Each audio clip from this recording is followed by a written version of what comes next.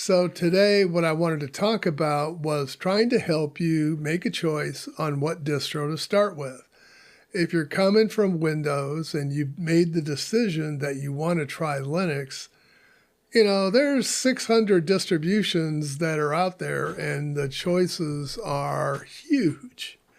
So we need some way to narrow down the field to help you with that list. Now, some people will say use this, some people will say to use that. The truth is, for the most part, most of the Linux distributions are similar. The differences have to do with the choices that you need to make in order to bring it up and make it functional. How hard is it going to be? How advanced is that distribution? So some of that puts all the work on you. Some of it, the work is done for you. And some of them, it's done completely for you and you're ready to use the system right out of the box. So, it just depends on, so you can think of it as a first-time user, a medium user who's had some experience, and then maybe an advanced, and then there's the ultra, the ultra advanced, where you start and you build everything up from scratch. You can look at my videos on some of the reviews that I've done and see which ones of those might interest you. I have a couple of them, and one of them I'll put here is this one. The second thing you can do, and we'll go through it at the end of the video, there's one called Distro Chooser, and it will ask you a set, I think it's 16 questions. And then there's another one called Distro Chooser, but better. So be careful of that one because it always picks, I would just spoil the punchline. No matter, you go through all the questions and it always picks Endeavor OS. So yeah, we don't, I don't know if that was an April Fool's joke, but it's still up. So there's a couple of ways that you can narrow it down.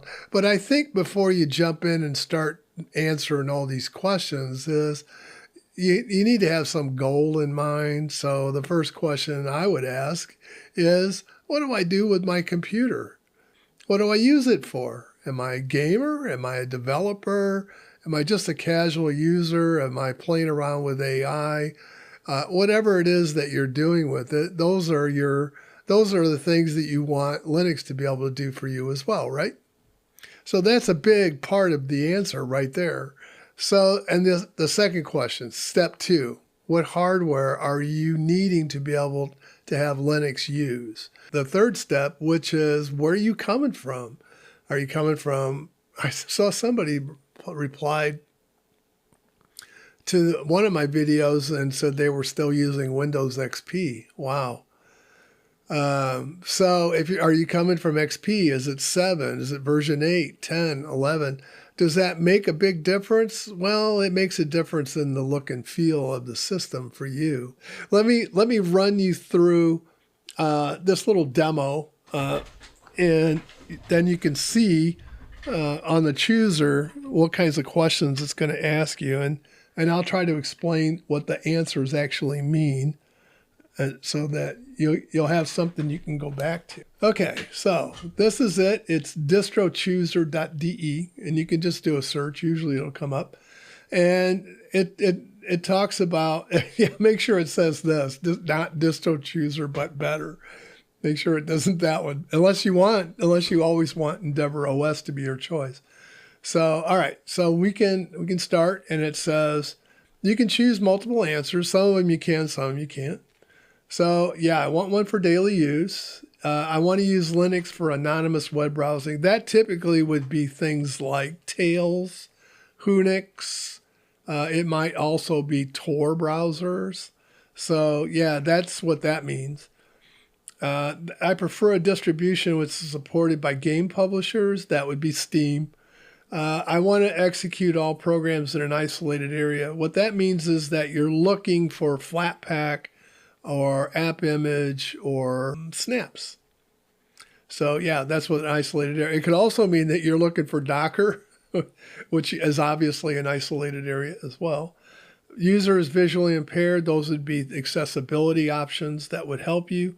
And has a live mode can be used to start disk or USB to test it out. Yeah, I would be interested in that if I was starting, and then we just go ahead and proceed. Would you rate your proficiency? Well, you just pick whichever one of these best fits. I often need help from others. I'm able to solve some problems, or I troubleshoot most or all problems by myself, which is my case because I've been doing it for 30 years on Linux and 50 years, if you believe it or not, on Unix. I have little or no knowledge about Linux. I have used Unix for some purpose. I have a good understanding about the Linux operating system. That would be me. I don't know about you. You answer it the way you want. This means that the default values are good enough for you. You want to set up some settings by yourself. If you're starting out and you have no knowledge, this would be your best choice. However, you might feel like, okay, well, give me the settings and then let me change them. So I want to configure as much as possible using graphical. Maybe it's all three. It's important to know how old your computer is. So this is referring to if your machine is 32-bit or 64. A lot of distributions are moving away from 32-bit and only supporting 64. So just be aware of that. There are still some that offer distributions for 32-bit. One of them is Linux Mint. The other one is Debian. Ubuntu, no. The Ubuntu is only doing 64-bit. I'm able to solve my problems using guides from wikis, or I ask for others for help. So, yeah, we'll go that way. This one has to do with, do you like a Windows-style user interface or a Mac-style? Well, I've assumed that. If you're coming from Windows, probably that one. Free-to-use distribution or you pay a fee. So this would be something like Zorin, where you could start out with a free distribution, but to get full capabilities, they want you to pay. So there's not very many distributions like that. So, but obviously there's a few. Red Hat's another one where they charge you for support. Although I don't think you would be interested in using Red Hat unless you were in a server environment. So different distributions pre-install different amounts of software. Do you want a complete suite or do you want to pick your stuff yourself? Yeah, sometimes it's better it depends on you. Sometimes you can start with a basic set of programs or you want to install those yourself. This would mean you would have some pre-existing knowledge of the applications on Linux and you know which ones are right for you. If you're coming for the first time with no idea, then choose that one. At least you'll be getting a basic set that's curated for kind of general use. This one refers to not that you're going to pay a fee. This has to do with FOSS, free and open source. It means that the licenses are free to use, free to exchange. Non-free licenses means there's proprietary code in it. So if you're not sure, I would go that way because if you're using NVIDIA graphics cards, that would fit you. There is non-free licenses that are required in an NVIDIA card. Sorry about that, but that's just the way things are. Some distributions use online services to improve the user experience. Me, no. You may not care. But they're buying and selling you. I'm just saying. There are many ways to administer and install the system. So there's app stores, there's the terminal. I don't know why this is in here. There's also ways that you can use your browser to do it as well. That's not one of the ones on here, but that's my preferred way. Sometimes I use that way. Sometimes I'll even install from source. So the system D thing, none of us like it, but in all honesty, if you go down that path, if you go down the system D free path, just remember that train left the station a long time ago. And there are applications which absolutely will not work without system D. So don't put yourself on that track. You might find that's a dead end. Some distributions offer faster updates. This means this is not in terms of speed. This is how soon you receive those updates from the time the developer releases them to your distro. So if you're wanting the latest updates, or you want, this is not security fixes. This is the kernel has changed. The package that I'm using has changed. The security updates will always be fast. They always come quickly. Believe me, they come as quick as they possibly can. If you prefer stable updates, these are referring to systems that are more like Debian, Dev1, Linux Mint to some degree. Ubuntu, no. Ubuntu does update pretty quickly on some packages. If you're on the LTS releases, yeah, they're stable. So just remember that LTS means stable. So I have no preference here, so I don't care what that one is. So all right, then it comes to this is what it says. You can change any of your answers. You just go back to this column here. So it's going to give you all of them. Okay, so just remember, down here is going to say what it's going to say. This requires less computer knowledge. I'm not insulted if the thing works better than I expect, and I don't have to do as much to keep it going. As my boss at Burroughs once said, well, am not really looking for a company that has great support, because I would prefer having no support and not needing the support. Right. And that's a good way of looking at it. Yeah, I would prefer not to need the support, because that usually means there's usually problems. There's Zorin, and then it says cannot recommend because it installs a range of programs by default. And my answer was I didn't care. Same with OpenSUSE. There's the pluses that it gives you. PC Linux OS. There's quite a range here. Elementary OS. Ubuntu. If you want a lightweight distribution, but you might find this buggy. I have in the past. Ubuntu, this is GNOME, what they're talking about here. This is Solus. Solus is beautiful, but man, did they go through a long period of time before there was any updates being pushed by it. They're back, and they're doing work on it again, but it seemed like there was almost 3 years there where they did nothing on it. I don't know what happened, but whatever it was, it stopped them from updating it. Is Ubuntu XFCE, and it tells you right there, XFCE environment. Installs a range of programs. They cannot recommend this for me because you didn't want that. Mate is kind of an older version of GNOME.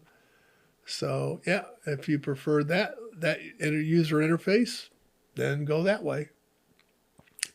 By the way, if you go to the Ubuntu site and you look at the flavors, there'll be images of each one of these, what kind of they look like, so you can get kind of an idea, but so you don't have to install each one of those to help make up your mind. This is a very popular one for Ubuntu, is Kubuntu. I run into so many people that use this, and the ones that keep using it just love it. They absolutely love it. Manjaro. I remember, so I don't think this has changed much, but this is my 2 cents on Manjaro. It is beautiful. It is an absolutely gorgeous release. And if you want to trigger somebody in the Linux community, say it's based on Arch, I guarantee you'll get 5,000 messages saying, no, it's not. And it is not Arch. It does not use the Arch repositories, but it does start with the Arch repositories. But the Manjaro folks do modify those packages. And that has gotten them into trouble. My experience with Manjaro is the first time, this was back when it was 0.9 on the version, a long time ago. I thought it was the most beautiful thing I'd ever seen. It was just gorgeous, and it is. It's just absolutely gorgeous. And then I started using it, and about 2 days later, it wouldn't boot anymore. So, yeah, the updates killed it. So I've gone back and tried it a few times, and yeah, it still does that. So I can't recommend that to you. I don't want to frustrate you, but It is beautiful. It is. I just wish that they would figure out a way to actually tie it to Arch. They would have far fewer trouble with it, far less trouble with it. Pop OS. Pop OS was written originally to support the System 76 hardware, but it also works on general purpose hardware as well. They have hardware that runs on both Intel and AMD. So they have AMD graphics cards on some of their hardware machines, and they also have NVIDIA. So they have two installs. One's with NVIDIA and one is without. So you can put it on there. They only update when there's an LTS release of Ubuntu because that's what they're based on. So they have not had an update since 2204. They update patches. They do patches to, bring it up to spec and stuff, but they have not come out with a new Pop OS since 2204. They're expecting to do that this summer with the 2404 version that's coming from Ubuntu now. I don't know if they'll wait until the patch release. I have no idea. I'm not involved with the team, but their system is... Some people find it a little cartoony. I don't. I mean, I think it works really well. I do. I really think it's fast. It's the fastest. I mean, I went back and benchmarked this recently. It's the fastest OS I have seen in some time. Fedora is my favorite OS. I use it as my daily driver for making these videos. And in fact, that's what I'm using right now. However, I use it more Endeavor on the new laptop because at the time when I had set this up, Fedora hadn't started to bring in that version of the kernel. It is now, so it wouldn't be a problem to switch to it. So I may do that. I don't know. But I kind of like Endeavor OS, so I might stay on it for a while and then I'll switch back.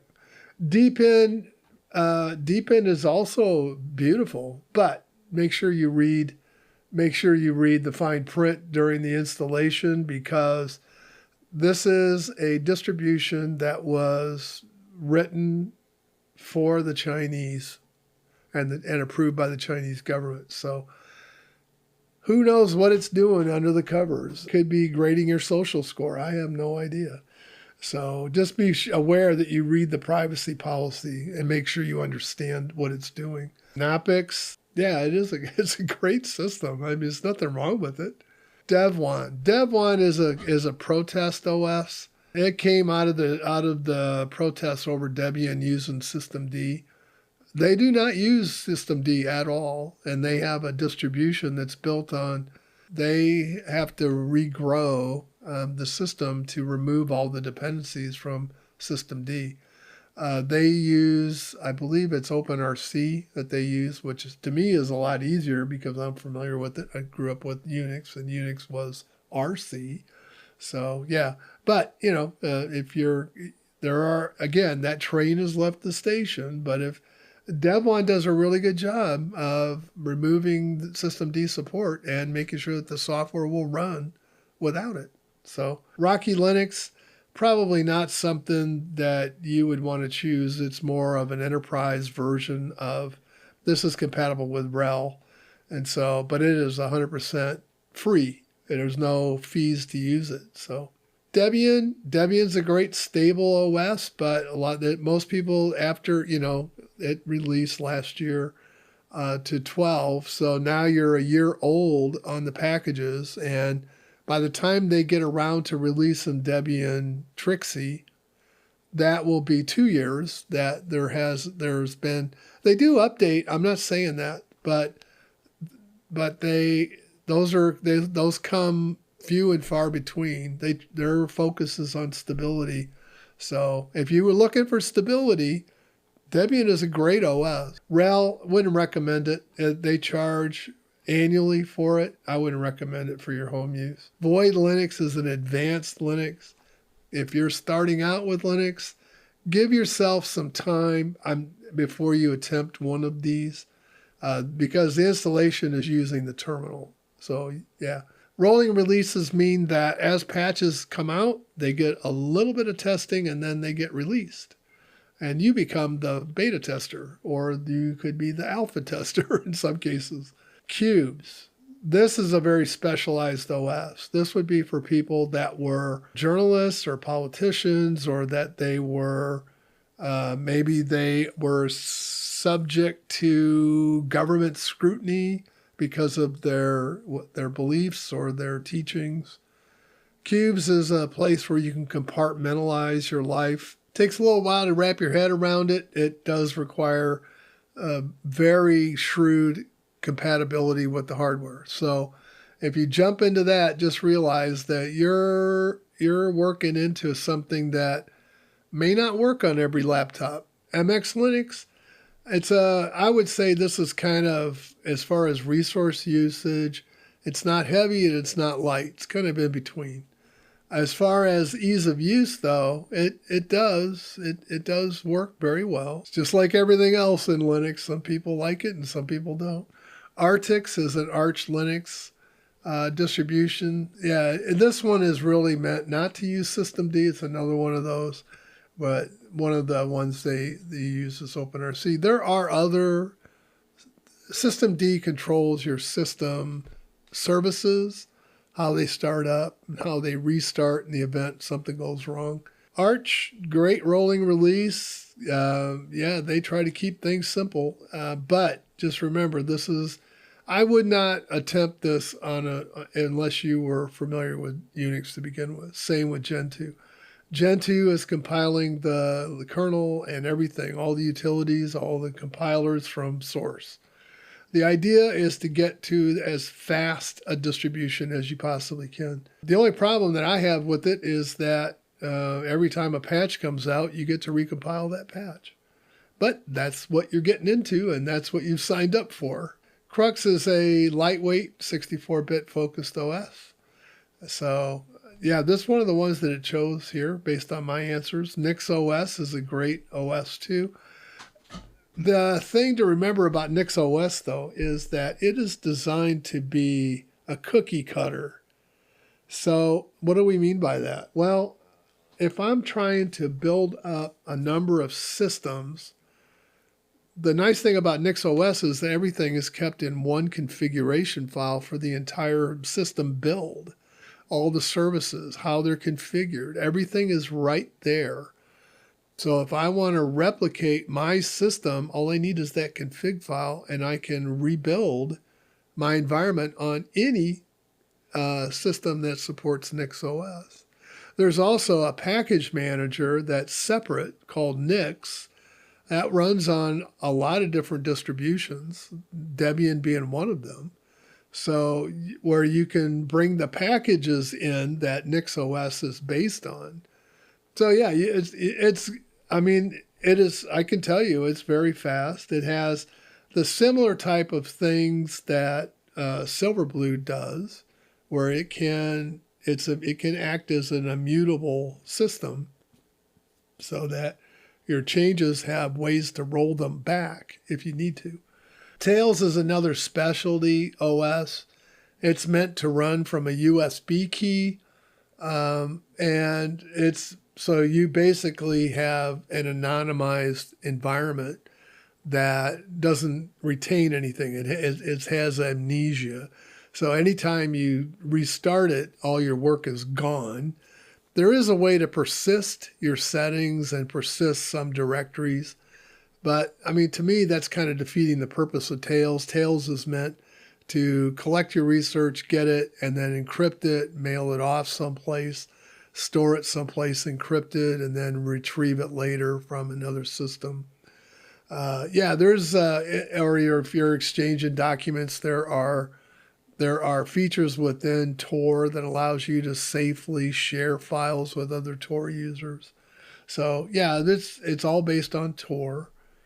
By the way, Cubes is based on Unix. This is all based on Unix.